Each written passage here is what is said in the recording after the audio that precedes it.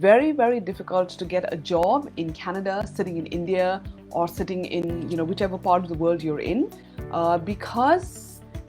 the government has to protect the right of its people, of its citizens and residents. So if it becomes super easy for a Canadian employer to hire a foreign worker at whatever wage they want, the system is basically going to get exploited, and employers here are just going to get foreign workers at the rate they want, which means Canadian residents and citizens are significantly disadvantaged as far as looking for a job is concerned.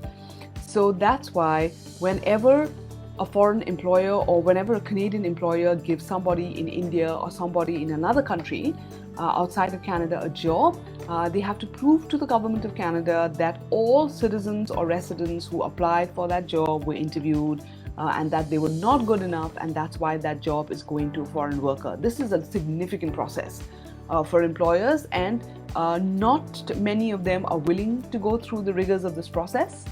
documentation wise, in terms of dealing with a government agency, etc. And also, more than 50-60% of the times there'll be a job, it'll be advertised, there'll be a Canadian citizen resident who applies, and they're good for that job. So they have to be given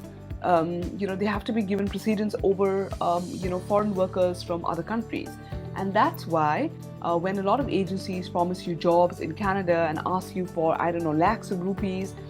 please be careful about such offerings, and always view that with a pinch of salt, because your first question should be, is that job LMIA approved, Labour Market Impact Assessment, which means, has the government of Canada approved of that job going to someone outside of Canada? You have to ask this question,